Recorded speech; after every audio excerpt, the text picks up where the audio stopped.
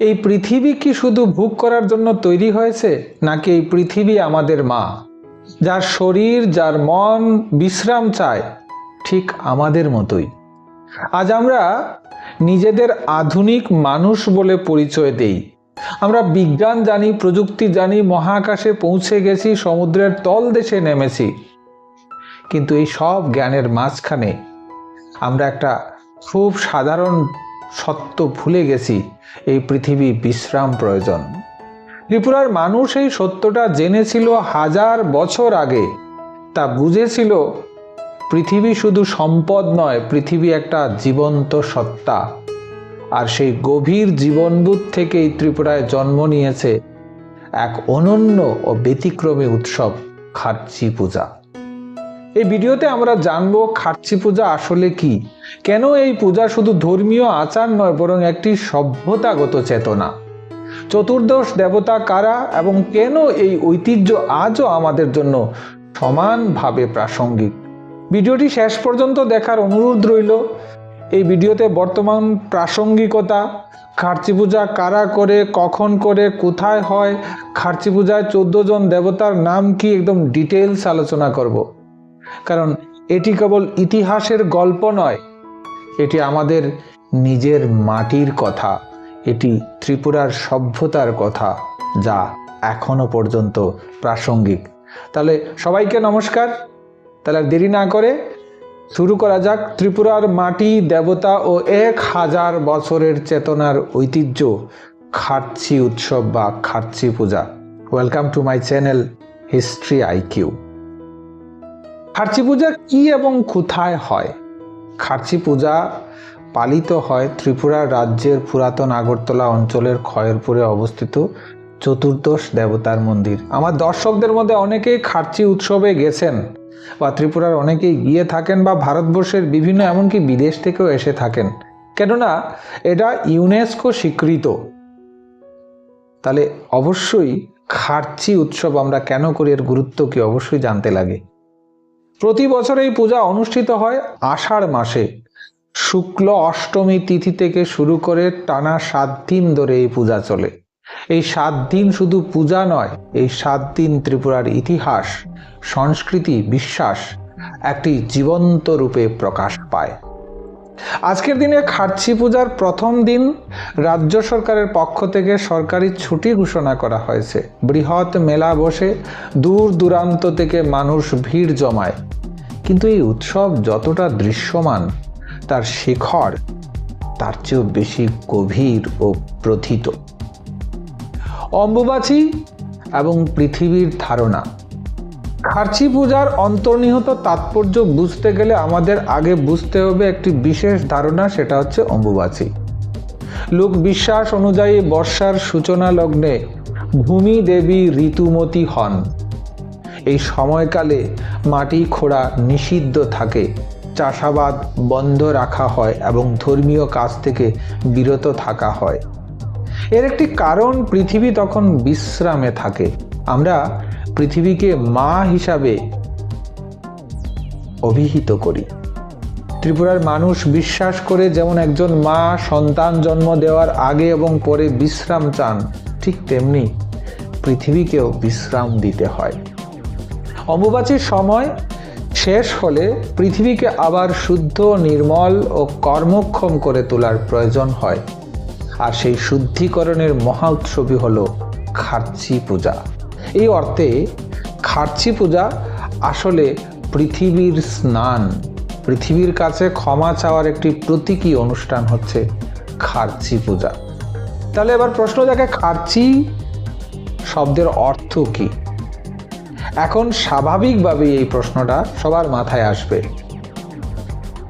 খার্চি শব্দের অর্থ কি? সবচেয়ে গ্রহণযোগ্য ব্যাখ্যা অনুসারে খার্চি শব্দের মূল অর্থ হলো ভূমি, অর্থাৎ খার্চি পূজা মানে ভূমির পূজা। আরেকটি ব্যাখ্যায় বলা হয়েছে খার্চি পূজার উদ্দেশ্য হলো অশুদ্ধতা, পাপ, নেতিবাচক শক্তিকে দূর করা। এই দুই ব্যাখ্যা একে অপরের বিরোধী নয়, বরং এই দুই ব্যাখ্যা মিলেই খার্চি পূজা গভীর দর্শনকে স্পষ্ট করে। এবার অনেকেরই প্রশ্ন জাগে, যে এখানে কোন কোন দেবতার পূজা করা হয়। 14 জন দেবতার পূজা করা হয়। আমাকে মাফ করবেন আমি যদি উপজাতি অ্যাকসেন্টগুলি সঠিকভাবে না বলতে পারি। এখানে উপজাতীয়ভাবে কি বলা হয়, বাঙালিভাবে কি বলা হয় এবং তার অর্থ কি, সবটাই বলে দেব। উপজাতি নাম, বাঙালি নাম অথবা ব্রাহ্মণ্য নাম এবং কোন ধারণা থেকে সেগুলির সৃষ্টি হয়েছে। 1, লাম্পড়া মানে শিব, শিব হচ্ছেন সৃষ্টি ও ধ্বংস। আখাত্রা হচ্ছে উপজাতীয় নাম, যাকে দুর্গা, দুর্গা হচ্ছে মাতৃশক্তি। বিকাত্রা হচ্ছে বিষ্ণু, যিনি রক্ষাকর্তা। বুরাসা হচ্ছে ব্রহ্মা, যিনি সৃষ্টিকর্তা। খুমনাইরক লক্ষ্মী, কৃষি ও সম্পদ। বনিরক সরস্বতী, বিদ্যার দেবী। সংগ্রামা কার্তিক, রাজ্য রক্ষা করেন। মতাইকতর গণেশ, বাধা দূর করেন। তুইমা গঙ্গা, যিনি জলের দেবী। সাংমরা হচ্ছেন অগ্নি, শক্তির দেবতা। নকসুমতাই চন্দ্র, সময়ের দেবতা। মাইলুমা বরুণ ভাবনা বা বৃষ্টির দেবতা। হুলুমা কামদেব হচ্ছে প্রজননের দেবতা। সকলমতাই বাঙালিতে বা ব্রাহ্মণ্য ভাষায় বলে হিমালয়, তিনি হচ্ছেন স্থিরতার দেবতা। তো এই 14টি নাম থেকে বোঝা যায় সৃষ্টি, রক্ষা, সম্পদ, বিদ্যা, বাধা, শক্তি সব কিছুই তার মধ্যে রয়েছে। তাহলে এই 14টি নাম যদি আমরা আবার বলি, সৃষ্টি ও ধ্বংস, মাতৃশক্তি, রক্ষা, সৃষ্টি, কৃষি ও সম্পদ, বিদ্যা, রাজ্য রক্ষা, বাধা দূর করা, জল, শক্তি, সময়, বৃষ্টি, প্রজনন, স্থিরতা, এই প্রত্যেকটা বিষয় জীবনমুখী এবং আমাদের জীবনের সঙ্গে সম্পৃক্ত। খার্চি পূজার ঐতিহাসিক উৎস যদি আমরা খুঁজতে যাই, খার্চি পূজার উৎপত্তি ত্রিপুরার উপজাতীয় সমাজ থেকে। ত্রিপুরী জনগোষ্ঠীর বিশ্বাস অনুযায়ী পাহাড়, নদী, আগুন, বৃষ্টি সবকিছুর মধ্যেই দেবত্ব বিরাজমান এবং এই ভাবনা সিন্ধু সভ্যতার প্রকৃতি পূজার ভাবনা থেকে উদ্বুদ্ধ। তাহলে এখানে বলতেই হয় যে সিন্ধু সভ্যতার উত্তরসূরি হিসাবে আমাদের ত্রিপুরী জনগোষ্ঠীর মধ্যে সেই ভাবনা অবশ্যই রয়েছে, যাকে বলা হয় পরম্পরা। পরবর্তীকালে মাণিক্য রাজবংশ এই দেবতাদের নিজেদের কুল দেবতা হিসাবে গ্রহণ করে, ফলে একটি উপজাতীয় লোক উৎসব ধীরে ধীরে রূপান্তরিত হয় একটি রাজ্যভিত্তিক উৎসবে, যা এখন উপজাতি, বাঙালি, দেশি, বিদেশি সবার মেলবন্ধনে পরিণত হয়েছে এবং এটাই ত্রিপুরা। এখানে ত্রিপুরার ইতিহাসের সবচেয়ে বড় সৌন্দর্য, এখানে কোনো সংস্কৃতি ধ্বংস হয়নি, সংস্কৃতি একে অপরের সঙ্গে মিশে গেছে। চতুর্দশ দেবতার 2 পরিচয় এবং 1 বিশ্বাস। কি আছে 2 পরিচয়? খার্চি পূজার প্রাণ কেন্দ্রে আছেন চতুর্দশ দেবতা। এই দেবতার একটি উপজাতীয় নাম এবং একটি ব্রাহ্মণ্য বা বাঙালি নাম রয়েছে। এই দ্বৈত পরিচয় আসলে ত্রিপুরার সামাজিক সহাবস্থানের প্রতীক। এর মাধ্যমে বোঝা যায় এই 14 জন দেবতা মিলিয়ে একটি সমাজ টিকে থাকার জন্য যা যা প্রয়োজন তার সবটাই প্রতিনিধিত্ব করেন। এটা কোনো সাধারণ দেবতালিকা নয়, এটা ত্রিপুরার সভ্যতাগত কাঠামোর মানচিত্র। দেবতা স্নান ও চন্তাই খার্চি পূজার সবচেয়ে দৃশ্যমান এবং প্রতীকী অংশ হলো চতুর্দশ দেবতার স্নান। এই পূজা পরিচালনা করেন চন্তাই নামক পুরোহিতগণ। চন্তাইরা ব্রাহ্মণ নন, তারাই ত্রিপুরার আদিম ধর্মীয় ঐতিহ্যের ধারক। দেবতাদের মাথা আকৃতির প্রতিমা রয়েছে। সৌষ্ঠব শরীর এখানে বিগ্রহ হিসাবে ব্যবহার করা হয় না। নদীতে নিয়ে গিয়ে স্নান করানো হয়। এই স্নান প্রতীকীভাবে বোঝায় রাজ্য ও পৃথিবীর সমস্ত পাপ ধুয়ে ফেলার আকাঙ্ক্ষা এর মাধ্যমে প্রকাশ পায়।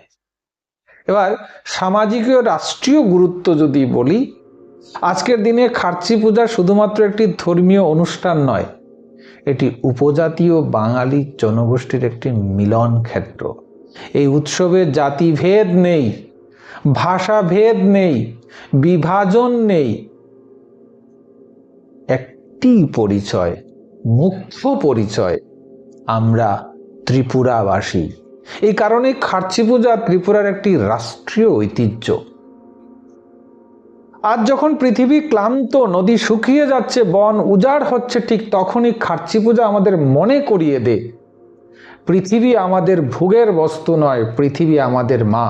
এই সত্য ত্রিপুরা জেনেছিল হাজার হাজার বছর আগে। আপনার যদি মনে হয় এই ইতিহাস জানা দরকার, এই চেতনা ছড়িয়ে দেওয়া দরকার, তাহলে ভিডিওটি শেয়ার করুন, কমেন্টে লিখুন খার্চি পূজা আমাদের গর্ব। জয় ত্রিপুরা, জয় পৃথিবী মা। তাহলে দেখা হচ্ছে পরবর্তী ভিডিওতে। অবশ্যই চ্যানেলে নতুন হলে সাবস্ক্রাইব করবেন আর আপনার গুরুত্বপূর্ণ কমেন্ট করতে ভুলবেন না, কেননা সাস্টেনেবল ডেভেলপমেন্ট হিসাবে ইউনেস্কো যে পৃথিবী রক্ষা করার জন্য পরিবেশ সচেতনতার তালিকা দিয়েছে, আমাদের ত্রিপুরা খার্চি পূজাকে কেন্দ্র করে এই চেতনা হাজার বছর আগে ছিল। পৃথিবীকে মা হিসাবে গণ্য করা, তার স্বাস্থ্য রক্ষা করা এবং তার প্রতি যত্নশীল হওয়া, আর মানুষের জীবনের সামগ্রিক পাপকে মোচন করার জন্য স্নানের মাধ্যমে পরিশুদ্ধ হওয়া। এই হচ্ছে আমাদের ত্রিপুরা, এই হচ্ছে আমাদের ভারত। প্রত্যেকটি জাতি উপজাতি সাংস্কৃতিক ঐতিহ্যবাহী যে উৎসব, মেলা, ধর্মীয় ক্রিয়াকলাপ রয়েছে, প্রত্যেকটার গুরুত্ব রয়েছে।